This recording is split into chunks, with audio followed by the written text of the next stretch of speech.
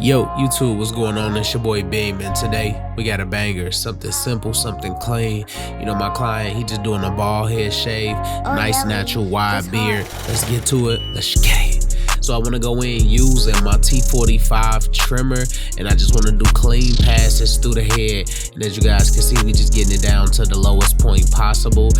Also, for these trimmers, if you want your hands on these trimmers, you know, you could get them in the link below in the Blade Lab website. Also, I just launched blades last night, so you can buy the blades individual now if you want your blade individual. And remember, the individual blade on this clipper fits the Gold FX, fits the Rose Gold FX, fits the Blue FX, fits the Low Pros. It fits every babeless liner out there. So if you want your hands on one of these sharpened and modified blades, hit the link below in the description and you'll be able to get your hands on yours. But as you guys can see, even with them sharpened, even with them modified, we can pass through hair, we can glide across hair.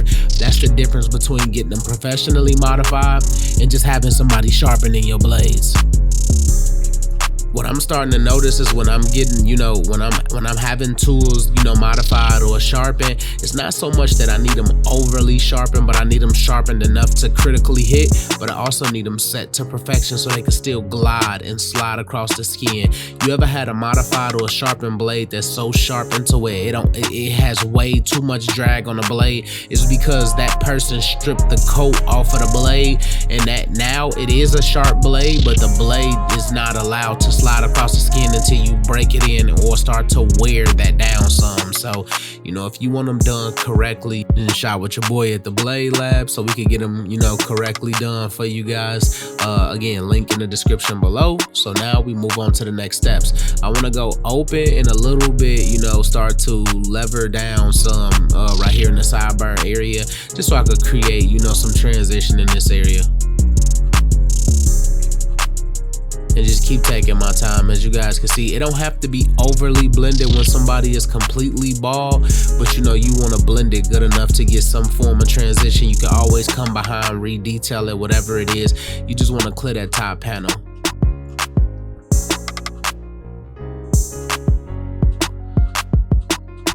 And that's basically what we did.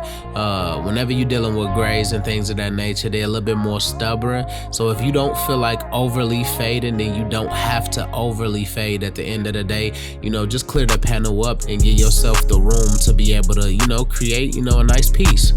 That's all it is. That's literally all it is, bruh. Just taking your time, brick by brick, layer by layer, piece by piece, and they come together. Same thing here, completely open. Then start to close them up towards that top of that sideburn area where it will actually connect into his side here, just so we could get a nice little transition and set ourselves up for greatness.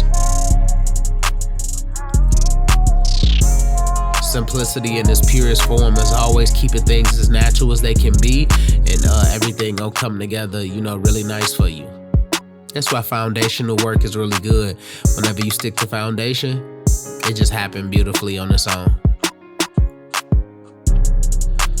And we coming together slowly but surely. And as you guys can see, it's a beautiful thing out there. Snap my 1/16 guard on, play a little bit in this pocket. Got my nice knuckle brush right there, as you guys can see. One of my favorite brushes to use when I am fading. Now I want to go in using that one blade lather machine. I'm telling y'all, 15% off your order. You know, hit the link in my description below. But as you guys see, I want to go in with a little bit of this, and then I just want to be able to place lather everywhere. Just look how really lathery it is, and you know, it really coats, you know, the client. Also, this is a waterproof product, so I let my dad use it. He took it home because my dad is bald, so he took it home. You can have this joint in the shower with you, and you can shave in the shower, and it's just completely waterproof. Like, I didn't know, you know, all of these features, even though they say them, I haven't tested them out. But then I had my dad test out every feature on here, and the fact that he said he was in the shower using this and it was pushing, you know, perfect lather, is super, super, super dope.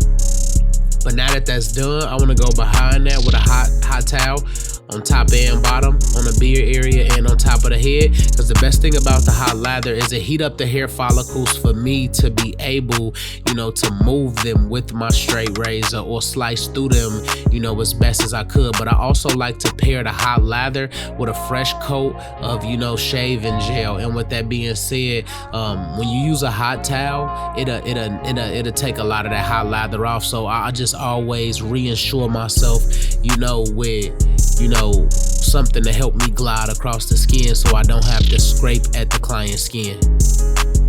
You just want to take your time piece by piece. I also leave half of the towel on the client head, so that's where I can put any residue, that I shave off with my blade. As you guys can see, also it'd be hard to like stretch the skin if it's shaving gel there with gloves on, because it's gonna slide.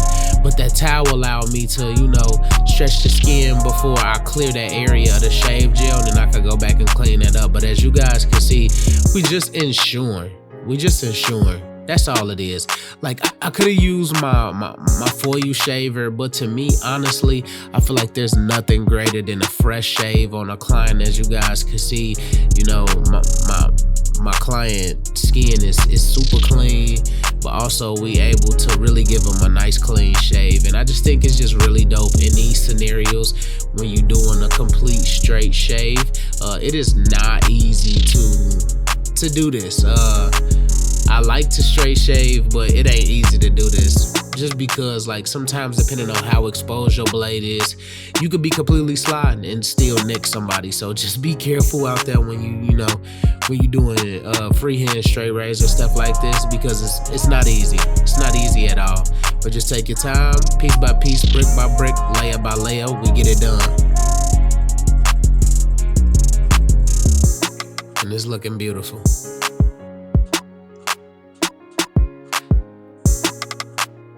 All right, now we want to go into shaping the beard. One of the most important processes. If we not gonna add color, if we not gonna add a bunch of additives, then we gotta make this thing as natural looking as it can look, and as good as it can look with no additives. So we just want to shape the beard. Also, I want to say happy holidays to everybody out there. If holidays is something that you celebrate, if it's something that you don't celebrate, happy time off of whatever they will call it, because I understand and know that people that don't celebrate the holiday might not have to work, or might not have a lot of clients coming in and things of that nature, just because of what time of the year that it is. But overall, I just want to say happy holidays to those that do celebrate holidays, and shout out to those who don't celebrate holidays. We getting ready for a new year, and we getting ready to walk into a new year. We gotta put it together. So as you guys can see, hitting the back of the beard line right here, I just want to do my clean straightaways. Y'all know this is my framework. I like to focus on this a lot. So I went under the beard and I went behind the beard. Again, we are not adding color on this. This is going to be a natural beard. So with that being said, we're not going to do nothing extra. We're just going to keep everything as clean as possible, as simple as possible, and just keep rolling. Same thing, back of the beard here. Ain't gotta try too hard, just punch in the lines and just keep rolling. Haircuts like this be surprising me though, man. I be doing stuff like this in like 20-25 minutes, and it be crazy because I be always wanting to add the glitz, the glamours, and the extras to a haircut to make it so personalized to myself. That's something that, I don't do good behind the chair, man. Like, I honestly feel like I always want to put my spin on things, and I just, sometimes it's definitely better. Sometimes just, the client is always right in terms of what they want. But this client specifically came in, just wanted his beard done, just wanted a fresh shave, no color, and, we accommodate them. Also, my trimmers have been sitting on like 2 to 1%, but we gonna get the job done, because in the end of the day, when you locked in, it's gonna happen like that. And these babeless trimmers are the best on the market. There's not one trimmer that compete with these trimmers. At the highest level, there's not one trimmer that can compete with these trimmers. There's not one. We break them down spec for spec, blade for blade. This is clearly the #1 trimmer on the market. And granted, some people will be like, Beam, it's your trimmer, so that's why you feel that way. Of course, that's how I feel that way, but I also engineered this trimmer, and I understand and know what I put in this trimmer that's not in the other trimmers on the market. So as you guys can see, I lean my client back, angle my razor at a 45-degree angle, stretch the skin, and bring everything back to the highest point, slicing through. This is what that one blade hot lather machine was for. When you use hot lather and things of that nature, it cleans the skin and pulls all of the oils from the client's hair. As you guys see, I didn't put a trimmer on my client's beard. I went strictly straight razor, and I'm already getting a white line. You get the white line when the skin and the hair is clean. It's considered the ash effect. When you're able to get this line, it's because of that hair is clean, or that skin is clean, or you may have added a tad bit of holding spray. It's those three components all together, but what I'm telling you is no hair cuts better than clean hair. So always focus on either getting your clients to wash their hair the night before or washing it when they come to the shop, just to ensure that you can give out some of the cleanest haircuts possible. Again, there's no hair that cuts better than clean hair. Same thing here, stretching the client skin, angling that razor at a 45-degree angle, bringing everything back to that highest point. We rocking, we rolling, we putting it together, and it's looking beautiful, man. Just staying positive too. Always peep about what we doing. So as you guys can see, brick by brick, layer by layer.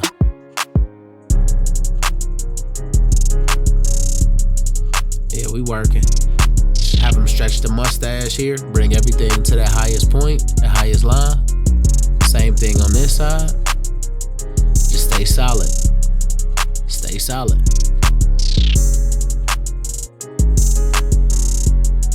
And as you guys can see, we want to touch a little bit in the inside here, where we just create a nice little V and do 2 small U's in the inner pockets. He don't want it overly lined, but he want it lined enough to where it don't have or leave that, that overdraft or that overhang or them frizzy hairs in there. So we're gonna clean this pocket out too.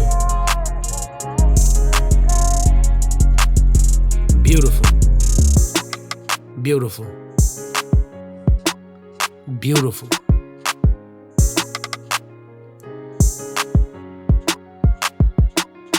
And as you guys can see, this is a finishing product. I don't think we really need to do a before and after spin on here. I think I just needed to show you guys the after spin. Nice, clean, natural, wide beard, slight taper, clean shave. And as you guys can see, we put it together. Again, man, happy holidays to all of you guys. Happy New Year's. I'll see you guys real soon. And man, take care, enjoy, and last but not least, may God bless.